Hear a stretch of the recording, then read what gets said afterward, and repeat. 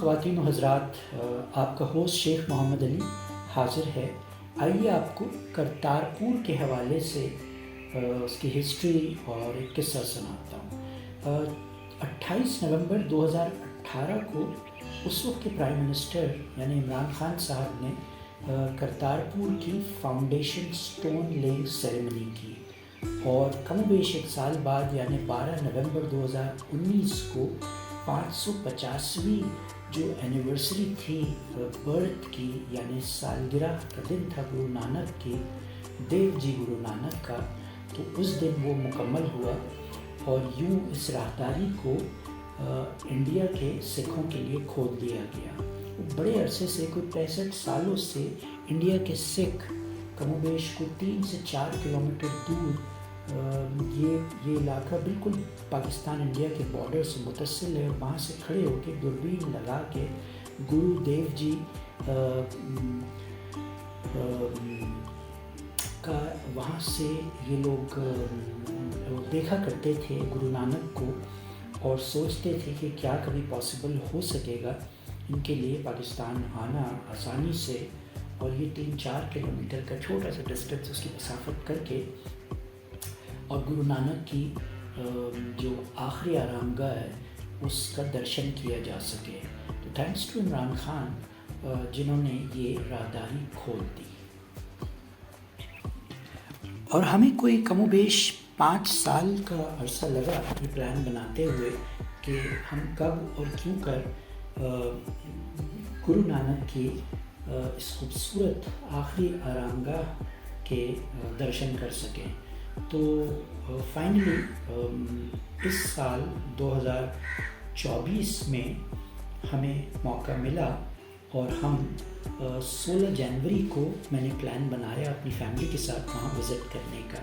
اچھا، پلان تو بنا لیا لیکن بڑی ٹھیک ٹھاک سردی تھی، اور آن ٹاپ آف دیٹ دھند بہت تھی، بٹ سم ہاؤ پلان بن گیا، اور ہم اس پلان پہ اس کو ہم نے ایکسیکیوٹ کیا، ناٹ ریئلائزنگ کہ اتنی دھند میں گاڑی چلانا، اتنی دور جانا۔ اور پھر ایک اور پلان یہ بھی تھا، انیشلی آئی تھاٹ وہی کہیں جا کے قریب میں رہ جائیں گے، اوور نائٹ اسٹے کریں گے، اور صبح جلدی پہنچ جائیں گے، اور سارا دن وہاں گزاریں گے، اور شام میں واپس آ جائیں گے ڈرائیو کر کے اسلام آباد۔ لیکن سب کچھ اس طرح پلان ہوا کہ ہم ارلی مارننگ فجر پہ اٹھے، اور ہم 7-1 بجے ناشتہ واشتہ کرتے ہوئے ہمیں اتنا ٹائم لگ گیا، اور ہم رواں دواں ہو گئے اس طرف۔ تو ہم نے پلان بنایا کہ ہم موٹر وے سے جائیں گے، اور موٹر وے پہ جب ہم انٹر ہونے لگے تو دھند کی وجہ سے پتہ چلا جی موٹر وے بند ہے۔ وہ میرا ہی قصور ہے، شاید میں نے چیک نہیں کیا، مجھے پہلے چیک کر لینا چاہیے تھا۔ نیورتھلیس چونکہ پلان بنا ہی لیا تھا، گھر سے نکل ہی گئے تھے، تو پھر کیا سوچنا کہ منزل کہاں سے پاس پڑے گی، کہاں سے دور۔ تو وہاں سے پھر ہم جی ٹی روڈ کی طرف آئے، اور وہاں گھنٹہ ایک اس میں بھی ہمارا ضائع ہو گیا۔ نیورتھلیس ہم گھومتے گھامتے اپنی اسپیڈ پہ، مائی سیلف، مائی وائف، محسن میرا بیٹا، عائشہ بیٹی، بڑا بیٹا جو کہ عادل ٹرکی میں تھا تو اس وقت پلان میں شامل نہیں ہو سکا، اور یوں ہم گرودوارہ دربار صاحب کرتارپور کی طرف چل نکلے۔ یہ گرودوارہ پاکستان کے صوبہ پنجاب کے ضلع نارووال، تحصیل شکرگڑھ کے قریب ایک چھوٹے سے گاؤں جس کو کوٹھے پنڈ یا تلونڈی بھی کہا جاتا ہے میں دریائے راوی کے کنارے لاہور سے تقریباً 120 کلومیٹر کی مسافت پر واقع ہے۔ یہ گرودوارہ سکھ مذہب کے ماننے والوں کے لیے ایک مقدس تاریخی مقام ہے۔ یہاں سکھ مذہب کے بانی یعنی بابا گرو نانک مقیم ہوئے، اور لوگوں کو تعلیمات دی، اور زندگی کے آخری ایام یہیں گزارے، اور 22 ستمبر 1549 کو یہیں وفات پائی۔ گرودوارے کے باغیچے میں وہاں کنواں گرو نانک دیو سے منسوب کیا جاتا ہے۔ اس کے بارے میں سکھوں کا عقیدہ ہے کہ گرو نانک کے زیر استعمال رہا۔ ہم نے بھی جا کے وہ کنواں دیکھا، اور بہت ہی مزیدار سا، بہت ہی ڈیپ سا کنواں ہے۔ اسے کوہ صاحب یا کھوہ صاحب کہا جاتا ہے۔ گرودوارہ دربار صاحب کرتارپور بابا گرو نانک کی آخری آرام گاہ ہونے کی وجہ سے بھارت اور دنیا بھر میں بسنے والے سکھ برادری کا دنیا بھر میں مقدس ترین مقام ہے۔ تقسیم ہند کے وقت یہ گرودوارہ پاکستان کے حصے میں آیا۔ 1947 کے بعد تقریباً 56 سال تک سکھ زائرین اس گرودوارے کی زیارت کے منتظر ہی رہے۔ یہ گرودوارہ پاکستان اور بھارت کی سرحد کے قریب تقریباً 3 سے 4 کلومیٹر کے فاصلے پر آباد ہے اور اسے بھارت کی سرحد سے بآسانی دوربین کے ذریعے دیکھا جا سکتا ہے۔ سکھوں کی ایک بڑی تعداد بھارتی سرحد پر قائم درشن آستان سے دوربین کی مدد سے دربار صاحب کا دیدار کرتے ہوئے اپنی عبادت کیا کرتے تھے۔ یہ گرودوارہ پاکستان کے صوبہ پنجاب کے ضلع نارووال، جسے کہ میں نے پہلے کہا، تحصیل شکرگڑھ کے قریب ایک چھوٹے سے گاؤں میں واقع ہے۔ گرودوارہ دربار صاحب کی قدیم عمارت دریائے راوی میں آنے والے سیلاب میں تباہ ہو گئی تھی۔ موجودہ عمارت سن 1920 سے 1929 کے درمیان میں پٹیالہ کے مہاراجہ سردار بھوپندر سنگھ نے 1,35,600 روپے کی لاگت سے دوبارہ تعمیر کروائی تھی۔ سن 1995 میں حکومت پاکستان نے بھی اس کا دوبارہ مرمت کی۔ جولائی 2004 تک مکمل طور پر بحال کر دیا گیا تھا۔ یہ کشادہ اور خوبصورت عمارت ہے۔ محل وقوع کے لحاظ سے یہ جنگل اور راوی کے درمیان یہ واقع ہے، جس کی وجہ سے اس کی دیکھ بھال میں مشکلات پیش آتی ہیں۔ چونکہ یہ عمارت بارڈر ایریا پہ ہے تو سیکیورٹی کے اپنے مسائل ہیں۔ گرو نانک دیو جی کا جنم 1469 عیسوی کو ننکانہ صاحب میں ہوا۔ آپ کے پتا جی کا نام مہتا کلیان داس جی اور ماتا جی کا نام ماتا ترپتا جی تھے۔ آپ کی ایک بہن تھی جس کا نام بیبی نانکی تھا اور آپ سے تقریباً عمر میں 5 سال بڑی تھی۔ گرو نانک دیو جی مہاراج 1521 کو اس آستان پر آئے، یعنی اس جگہ پر آئے اور کرتارپور کے نام سے ایک نگر بسایا۔ 1539 تک آپ نے اسی آستان پر قیام کیا۔ یہاں پر رہ کر آپ نے اپنے ہاتھوں سے کھیتی باڑی کی اور پوری انسانیت کو 3 درس بھی دیے۔ اور وہ 3 درس کیا تھے، آئیے میں آپ کو بتاتا چلوں۔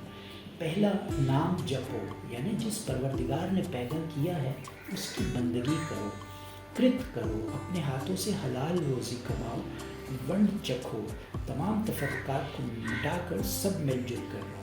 بابا جی کو سکھ مذہب کے لوگ اپنا گرو اور مسلمان اپنا بزرگ یعنی پیر مانتے تھے۔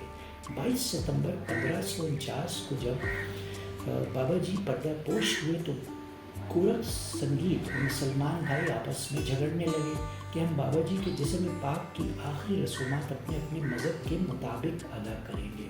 اس جھگڑے کے فیصلے کے لیے کسی درویش کے کہنے پر بابا جی کے جسم پاک سے چادر اٹھائی گئی تو ان کے جسم پاک کی بجائے پھول موجود تھے۔ فیصلے کے مطابق چادر اور پھولوں کو برابر 2 حصوں میں بانٹ لیا گیا اور اپنی مذہبی رسومات کے مطابق مسلمان بھائیوں نے چادر اور پھولوں کو دفن کر کے مزار صاحب بنا دیا اور سکھوں نے چادر پھولوں کو سنسکار کر کے سماد آستان بنا دی۔ آج بھی یہ دونوں نشانیاں قائم و دائم ہیں اور یہاں دونوں مذاہب کے لوگ عقیدت کے پھول نچھاور کرنے چلے آتے ہیں۔ تو جیسے کہ پہلے میں نے کہا کہ ہم صبح جب وہاں سے نکلے اسلام آباد سے تو دھند بہت تھی اور پھر موٹر وے چھوڑ کے ہمیں جی ٹی روڈ پہ آنا پڑا اور پھر کم و بیش ہمیں 7 گھنٹے لگ گئے وہاں پہنچتے تو آئی تھنک 3:30 پونے 4 کا ٹائم تھا۔ وہاں پہنچ کے اندازہ ہوا کہ جناب 5 بجے تو یہ جگہ بند ہو جاتی ہے۔ تو بس بھاگا دوڑی میں خوش نصیبی تھی کہ اس وقت تک یہ جگہ کھلی تھی، چونکہ بارڈر ایریا کے قریب ہے، سیکیورٹی کے اپنے لوازمات اور پروٹوکول اور ایشوز تھے جو کہ نیچرل ہیں۔ 3 جگہ اس پروٹوکول کی وجہ سے ہمیں روکا بھی گیا، تلاشی بھی لی گئی وغیرہ، لیکن اس سچ تنگ نہیں کرتے فیملیز کو سیکیورٹی والے جو بھی وہاں کے لوگ ہیں، اور بڑے اچھے طریقے سے وہ آپ کو سارٹ آف ٹریٹ کرتے ہیں اور اجازت دیتے ہیں آگے بڑھنے کی۔ اور یہ الٹیمیٹلی ہم ایک جگہ پہنچے جہاں ہم نے اپنی انٹری کرائی، فیس دی اور اس کے بعد بس میں بیٹھ کے ہم وہاں تک پہنچے۔ بڑی ٹھیک ٹھاک سردی تھی، دھند بہت زیادہ تھی تو تصویریں بھی اتنی اچھی نہیں لے سکے، بٹ نیورتھلیس 5 بجے یہ جگہ بند ہونی تھی، 4:30 بجے اعلانات شروع ہو گئے۔ انڈیا سے جو زائرین آئے ہوئے ہیں، چاہے وہ سکھ ہوں چاہے ہندو ہوں، ان کی گاڑیاں انڈیا واپس جانی تھیں اور ہمارا اعلان کم و بیش کے 5 بجے کے قریب ہوا کہ بعد اس جگہ کو خالی کر دے، کیونکہ رات کے ٹائم اس جگہ پہ بارڈر کے نزدیک ہونے کی وجہ سے بالکل بھی اجازت نہیں ہے کہ وہاں روکا جا سکے، وہ کارڈن آف کر دیا جاتا ہے۔ سو نیورتھلیس بٹ جلدی ہم بھاگا دوڑی میں ہم نے تصویریں لی, دیکھا, دعا وغیرہ جو پڑھنی تھی وہ پڑھی, انجوائے کیا. بہت ہی میسمرائزنگ جگہ ہے اور ورتھ دا ٹرپ ہے. اسلام آباد سے تھوڑا لانگش ہے, it almost took us 13-14 hours to come and go back. اور وہاں ہارڈلی ہم نے گھنٹہ 2 گزارے, but we thoroughly enjoy. So یوں یہ کلپ جو ہے آپ کے سامنے میں نے پیش کیا.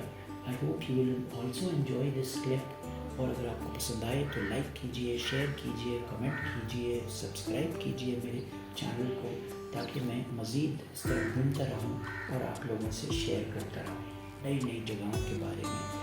تو آئی ووڈ ریکمینڈ کہ at least once in a lifetime you must go there for the mystique place, for the serenity of the place, and it is huge. The compound is beautiful and it is so peaceful and serene. تو یوں اپنے host شیخ محمد علی کو اجازت دیجیے, پھر انشاءاللہ اسی طرح کسی اور کلپ میں کوئی نئی جگہ آپ کو لے کے چلوں گا, ورچولی آف کورس. ڈھیر سارا دھیان رکھیے. اللہ حافظ.